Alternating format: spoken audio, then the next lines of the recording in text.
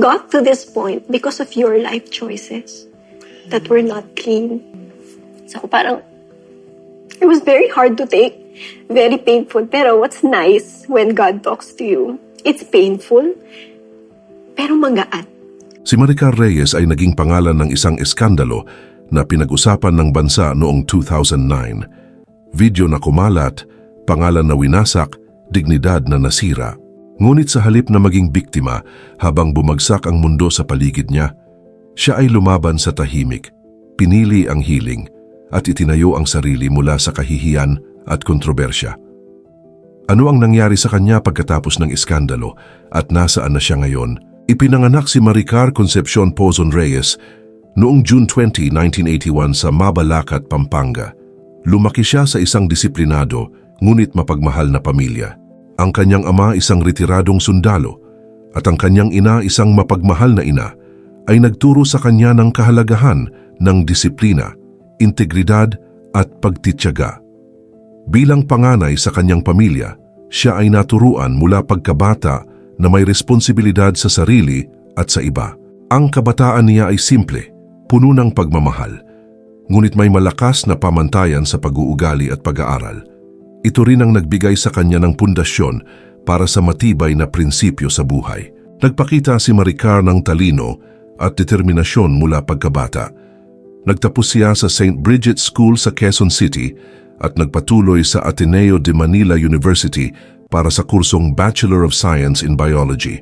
Hindi natigil doon ang kanyang pagsusumikap. Nag-aral siya sa University of Santo Tomas Faculty of Medicine and Surgery at matagumpay na naipasa ang medical licensure exam noong 2008, kaya siya ay isang licensed physician. Pero bago po ang lahat, baka pwedeng palike muna ang video na ito. Isang simpleng click lang, pero malaking tulong yan sa aming mga content creators para makagawa pa ng mga kwentong gaya nito. Maraming salamat po. Ang kanyang tagumpay sa medisina ay nagpakita ng kanyang dedikasyon at kakayahan. Isang babaeng handang harapin ang kahit anong pagsubok. Bago siya ganap na nakilala bilang doktor, nakilala rin si Maricar sa mundo ng showbiz. Nagsimula siya bilang commercial at print model at nadiskubre ni Johnny Manahan ng Star Magic. Nagkaroon siya ng pagkakataong gumanap sa mga teleserye gaya ng Kapitan Boom, I Love Betty La Fea, at Precious Hearts Romances presents Bud Brothers. Sa kabila ng kabataan, napatunayan niya ang husay sa pag-arte at nakatanggap ng parangal tulad ng Best New Female TV Personality mula sa PMPC Star Awards at Best Actress sa Cinema One Originals para sa pelikulang Anatomiya ng Korupsyon. Kilala siya bilang Doctor Actress, isang pambihirang kombinasyon ng talino at talento. This is my house. I live here. And there is no space for your woman's smell in my house. Hindi kita pipigilan kung gusto mong sumama sa babae mo. Kung saan ka masaya, I will respect that. Pero huwag mo iuwi dito sa pamamahay ko ang amoy ng cheap mong babae. Your husband keeps coming back here because you starve him at home. You know, a man can only go for so long without food. I feed Jeff's hunger. I satisfy him. Ngunit sa gitna ng kanyang pag-angat sa showbiz, dumating ang pinakamadilim na kabanata ng kanyang buhay. Noong 2009, kumalat ang pribadong video niya kasama si Hayden Coe Jr. na naging pambansang usapin. Ang video ay kinunan ng walang pahintulot ni Maricar at agad na kumalat sa internet, social media at sa mga pirated DVD na ibinebenta sa mga bangketa, sa tapat ng mga malls at sa mga kalsada ng Quiapo at iba pang lugar sa Maynila. Sa isang iglap, ang simpleng pribadong kilos na iyon ay winasak ang pangalan, reputasyon at dignidad ni Maricar. Ang iskandalo ay hindi lamang simpleng chismis. Nagkaroon ng malawakang Senado inquiry na pinangunahan ni Senador Bong Revilla Jr. at tinutukan ang issue ng voyeurism at privacy violations. Dahil sa insidenteng ito, pansamantalang binawi ang lisensya ni Hayden Coe at lumabas ang mga kaso sa ilalim ng Anti-Violence Against Women and Their Children Act. Maraming tao ang nagalit, humusga at nagpadala ng matinding pangungutya at memes sa social media. na lalo pang nagpalala ng sakit na naramdaman ni Maricar. Sino ang nagpalabas nito? Bakit hindi mo masabi? Natatakot ka? Baka lumabas sila na Hindi, sir. marami pa siyang i-expose? Wala po akong proof kung sino sa mga may hawak ng videos o nakahawak ng videos. Dahil lumabas sa... marami pa siyang papuputukin kapag ka ikaw ay nag-file ng demanda. Ikaw ba ay magpa-file ng demanda against those two people? Sir, at this time, palagi ko po, naduraan na naman ako, nayurakan, nilalait na ako ng nabuhusan pa akong tubig. Kung nakita niyo naman po, siguro naman po wala na akong katatakot ngayon kahit ikamatay ko. So magpa-file ka ng kaso dito sa dalawang taong ito? Kung tatanungin niyo po ako kung may suspetsa ako kung sino nagpakalat ng videos, may sasagot po ako sa inyo. Sa kabila ng lahat ng ito, pinili ni Maricar na huwag makisali sa gulo. Hindi siya nagbigay ng pahayag, hindi sumali sa mga legal na labanan, at hindi nagpakita ng galit o emosyon sa media. Ang kanyang tahimik na pagtanggap sa sitwasyon ay nagbigay daan para maprotektahan ang kanyang mental health at magsimula ng kanyang proseso ng healing. Sa kanyang memoir na Maricar na inilabas noong 2022, inamin niya na bago pa man kumalat ang video, may mga maling desisyon siya na nagdala sa kanya sa sitwasyong iyon. Sa halip na tingnan ang sarili bilang biktima lamang, pinili niyang yakapin ang accountability, pag-amin sa kanyang pagkakamali at paglapit sa Diyos para sa kapatawaran. Ang epekto ng iskandalong ito ay matindi. Ang pangalan niya ay naging sentro ng pambansang diskurso tungkol sa privacy, babae at karera sa showbiz. Maraming taong dati niyang kaibigan sa industriya ang nagdistansya sa kanya. At marami rin sa publiko ang patuloy na hinusgahan siya sa loob ng maraming taon.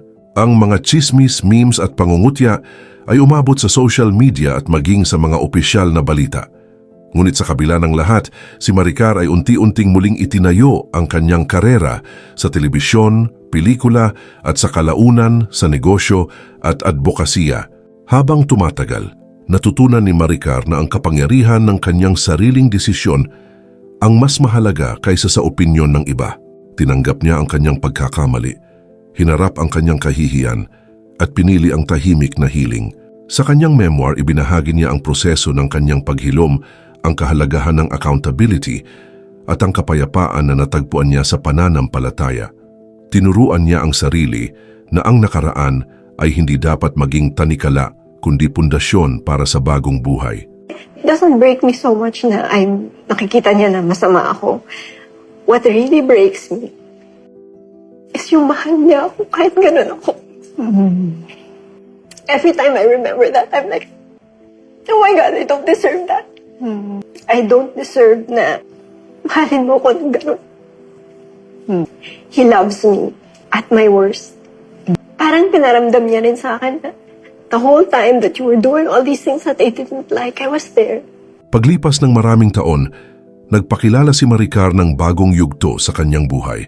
Siya ay matagumpay na negosyante, nagtatag ng Maricar's Chocolate Cakes at pinalawak ang kanyang negosyo sa pamamagitan ng partner stores gaya ng Everything Delicious sa Manila Chinatown at Quezon City.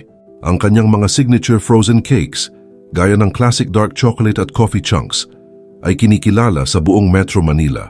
Bukod sa negosyo, nakatuon siya sa pagtulong sa kababaihan. Sa pamamagitan ng kanyang social media platforms at public speaking engagements, tinuturuan niya ang mga babae kung paano maghilom mula sa trauma, tanggapin ang kanilang pagkakamali, at yakapin ang accountability bilang susi sa tunay na kalayaan. Ang kanyang karanasan ay ginamit bilang inspirasyon para sa marami na dumaranas ng kahihiyan, pagkakamali, at public shaming. Kasama ang kanyang asawa na si Richard Poon, pinapalago nila ang kanilang YouTube channel, Relationship Matters PH, kung saan nagbabahagi sila ng payo tungkol sa komunikasyon, relasyon, at kung paano malampasan ang away sa mag-asawa. Sa personal na buhay, masaya siya sa kanyang relasyon. Bagamat wala silang anak, natagpuan nila ang kapayapaan sa kanilang sitwasyon at nakatuon sa pagbuo ng mas matibay na samahan at negosyo. Ngayong 2026, si Maricar Reyes Poon ay nananatiling simbolo ng lakas, healing at resilience. Mula sa iskandalong minsang winasak ang kanyang pangalan, sa tahimik na pagbangon at pagtatayo ng sarili, sa matagumpay na karera sa negosyo, advokasya at pag-ibig, ipinapakita niya na kahit gaano kadilim ang isang kabanata ng buhay, pwede kang bumangon at muling magsimula. Marami pa rin ang nagtatanong tungkol kay Hayden ko. Wala nang ulat na nagkaroon sila ng personal na pagkikita o naging magkaibigan. Pareho na silang naka-move on sa kani-kanilang buhay. Si Hayden ay masayang kasal at may anak, samantalang si Maricar ay masaya sa kanyang asawa, negosyo at advokasya. Ang kanilang kwento ay paalala sa lahat, ang buhay ay maaaring masakit at mapaghamon, ngunit may kakayahan tayong bumangon at muling maging matatag. Ang kwento ni Maricar Reyes ay hindi lamang tungkol sa isang iskandalo. Ito ay kwento ng katatagan, pagbabagong buhay at inspirasyon, isang babaeng napatunayan na ang dignidad at lakas ay hindi nasusukat sa kung ano ang iniisip ng mundo tungkol sa iyo, kundi sa kung paano mo hinaharap ang pinakamadilim na sandali ng iyong buhay. Sa kabila ng lahat ng pangyayari, si Maricar ay patuloy na naglilingkod bilang halimbawa ng empowerment, healing at resilience para sa lahat ng kababaihan at sa mga taong naniniwala na may pag-asa sa kabila ng kahihiyan.